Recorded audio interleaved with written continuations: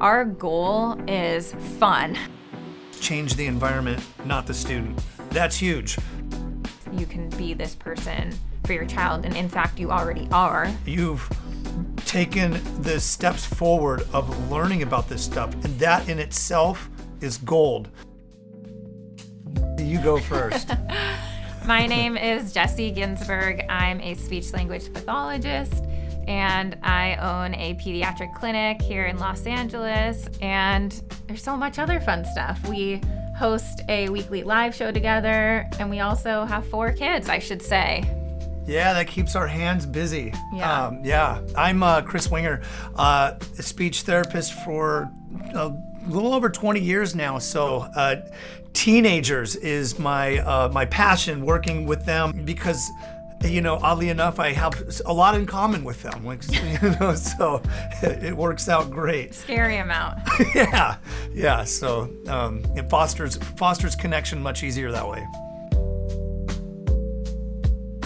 The best part about being a speech therapist, other than that, it's what made you meet me. Yeah, that was the best part. Yeah, and then when I found out that the schools had summer off, I was like, no, I'm just kidding. I just feel like that reward that you get back for helping others, I think, not just as a speech therapist, but just in life, when you feel like you're getting some things done to help others, I love that part of it, because you could take a situation where a student who you notice the first week sits underneath the stairs and eats by themselves and looks lonely, and they're just looking like they want some connection with somebody. You get to know that student over a couple weeks. You group them with somebody else who they might have a similar bond or interest with. You let the friendship happen naturally, the conversation happen naturally, and then the next week you don't see them underneath the stairs. You see them sitting next to their buddy that they met in social group, and that just makes them waking up in the morning and their school experience blossom and grow. They're like, hey, now I got purpose. I got somebody to hang out with. Nobody wants to feel isolated. So that's the best part, when you see these home runs happening all the time, where you're like, I knew it. I think my favorite part of being a pediatric speech therapist is turning parents into the expert on their own child. I'll give you an example. Just a few days ago, I was in our waiting room, and a parent came in with her 2-year-old son, and she was like, oh my gosh, he is saying all these words now, and she was so excited. And this is a little boy who started in our clinic, had no words. We introduced him to an AAC device, and his mom, as quick as she could, got one for home and got the program she needed and started working on it and training his preschool class and how to use it. And he's carrying it every place he's going, and it's this little one because he's such a little tiny guy carrying this little device around.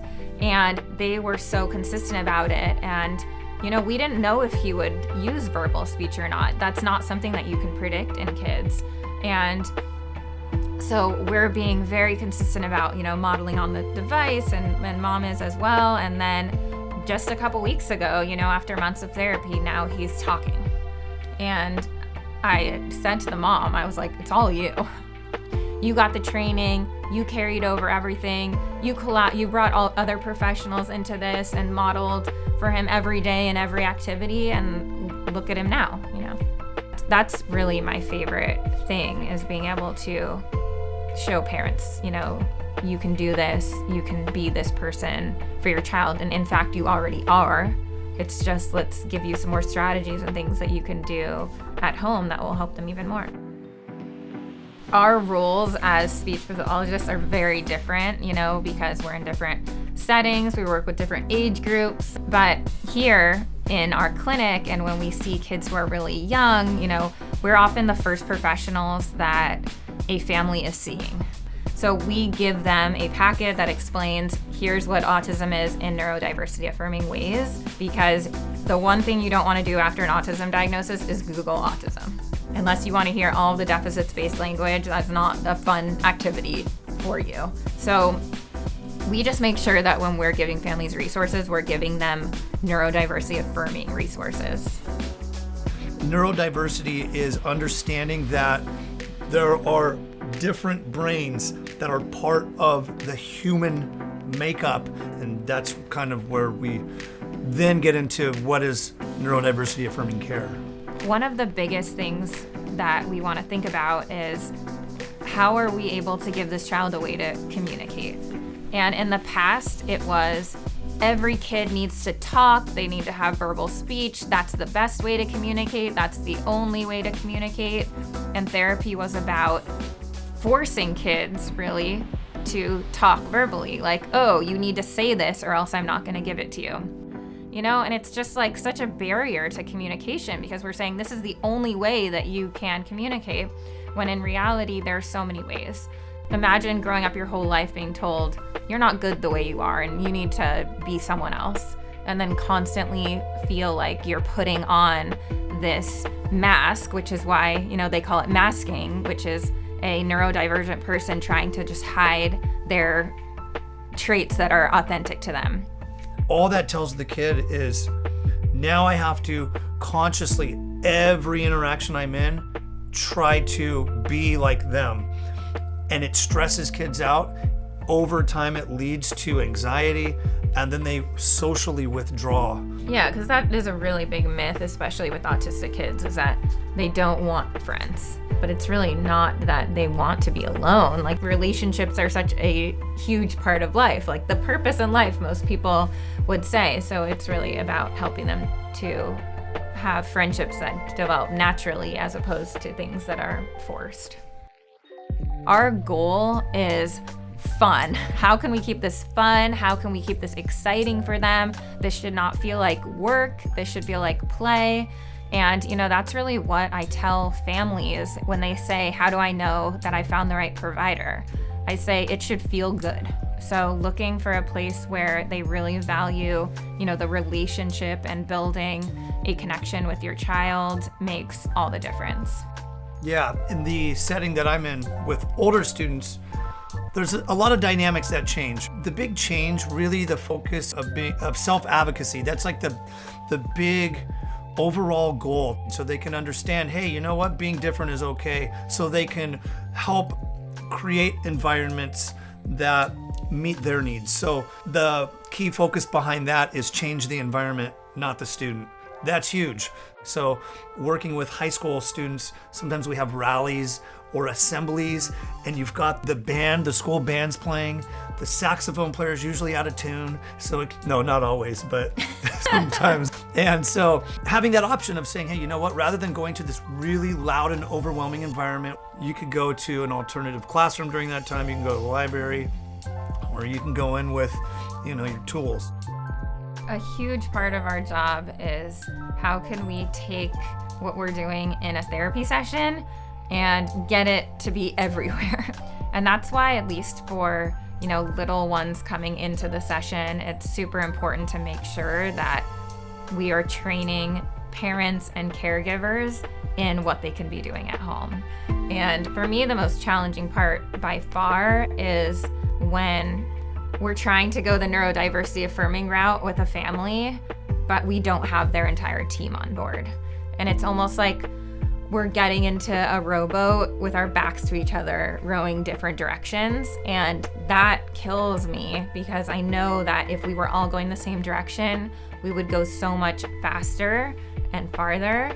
And it becomes very difficult when we're all trying to do different things in different ways. I love that response because that is so true. If we have different types of approaches that aim to change the student or the child, the student has more challenges, the team has more challenges. I'll give you an example. Give me an example. So if you're working on, you know, a communication device with one student and maybe like in school or in another therapy, so they might be like, no, you need to push, I want game or whatever, and you can't have it until you do, instead of just what we do here, which is just, we call it modeling without expectation. So just modeling it for the child, not requiring them to do it, not taking their hand and forcing them to do it. We're just modeling it for them. And then you have a kid who comes in and you put the AAC device in front of them and they throw it across the room because they've built up this terrible relationship with this device because it's not actually been helpful for them. It's been something that's causing them a lot of stress. So that can be a huge hindrance in therapy, is when you have different therapists who are conducting therapy sessions, even with the same tools, but using different approaches. I don't think that parents assume therapy will be painful. I think that they are really surprised when it is, because you love your child so much, and then you bring them into a provider, and then you see that your child actually hates being there and it's not a good relationship, and then parents feel like, but I'm doing what I'm supposed to be doing. So I think parents feel a lot of guilt moving away from a certain provider or a certain school to try to find a new one. Or we say this all the time, it's like the people would rather live with familiar pain than unfamiliar pain. I think that like just parents need to give themselves permission to seek a relationship with a therapist that really does feel good to them. The parents are doing the right thing by being here and watching. So if you're hearing my voice right now, then you've taken the steps forward of learning about this stuff, and that in itself is gold.